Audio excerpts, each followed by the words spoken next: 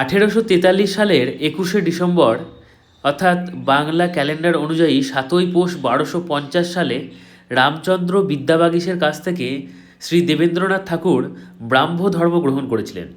পরবর্তীতে 1891 সালের 21শে December Bangla calendar অনুযায়ী 7ই পৌষ 1298 সালে শান্তিনিকেতনে একটি ব্রহ্ম মন্দির প্রতিষ্ঠা হয়েছিল। তারই ঠিক 3 বছর পর 1894 সালে ব্রাহ্ম মন্দিরের প্রতিষ্ঠা বার্ষিকী উপলক্ষে মন্দিরের বিপরীত মাঠে একটি ছোট মেলার আয়োজন করা হয়েছিল।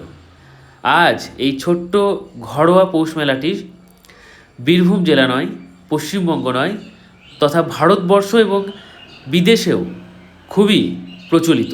তাই শুধুমাত্র দেশ নয়, বিদেশ থেকেও প্রচুর পর্যটকের দৃষ্টি আকর্ষণ করে আমাদের এই শান্তিনিকেতন পৌষ মেলা। 1894 সাল থেকে প্রতি বছর পৌষ মেলার আয়োজন করা হয়। তবে 1943 সালের বেঙ্গল ফামিন, 1946 সালের ডাইরেক্ট অ্যাকশন ডে এবং কোভিড-19 মহামারীর কারণে 3 বার এই মেলা স্থগিত করা হয়েছিল।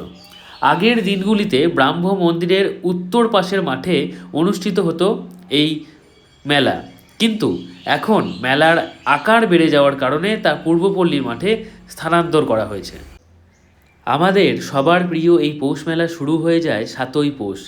আগে অবশ্য এই মেলা 15-20 দিন ধরে চলতো, কিন্তু এখন এই মেলার দিন কমিয়ে করে দেওয়া হয় মাত্র 6 দিনের।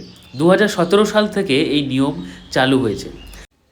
যদিও আমাদের বোলপুর শান্তিনিকেতনে 3500-এরও বেশি পর্যটক প্রত্যেক দিনই ভিড় করে, কিন্তু আমাদের সবার প্রিয় এই পৌষ মেলায় 6 দিনের মধ্যে 40 থেকে 50 হাজারেরও বেশি পর্যটক ভিড় করে থাকেন।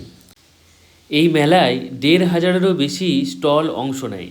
এই 1500 স্টলের মধ্যে আপনি হ্যান্ডক্রাফটেড প্রোডাক্ট যেমন দেখতে পাবেন, ঠিক তেমনই দেখতে পাবেন কমার্শিয়াল প্রোডাক্টগুলি। এছাড়াও দৈনন্দিন জীবনযাপনে যে জিনিসপত্রগুলো আমাদের দরকার হয় সেগুলোও কিন্তু আপনি এই মেলা থেকেই পেয়ে যাবেন। এই মেলায় সবথেকে মূল আকর্ষণকারী সেটা হচ্ছে 6 দিনব্যাপী বিশাল বাউল গান, যাত্রাপালা, কবি গান, বাংলা লোকসঙ্গীত, কীর্তনের আয়োজন করা হয়, যেখানে বহু মানুষ ভিড় করে। তাই আপনি যেখানেই থাকুন না কেন একবার সময় বার করে অবশ্যই ডিসেম্বর মাসের 23 তারিখ অর্থাৎ 7ই পৌষ মেলা দেখতে অবশ্যই চলে আসুন শান্তিনিকেতনে। আর আগে যদি আপনি কখনো শান্তিনিকেতন পৌষ মেলা এসে থাকেন, তাহলে আপনার ব্যক্তিগত মতামত, ব্যক্তিগত অভিজ্ঞতা শেয়ার করতে পারেন নিচে কমেন্টের মাধ্যমে। ভিডিওটি আপনি শেয়ার করে অন্য মানুষকে জানার সুযোগ করে দিন শান্তিনিকেতন পৌষ মেলার ইতিহাস। ভিডিওটি ভালো লাগলে অবশ্যই লাইক করুন, কমেন্ট করুন, শেয়ার করুন, সাবস্ক্রাইব করুন শান্তিনিকেতনের শান্তনু ইউটিউব চ্যানেলটিকে। যদি ফেসবুক পেজে দেখে থাকেন তাহলে অবশ্যই ফেসবুক পেজটাকে লাইক করে ফলো করে নিন।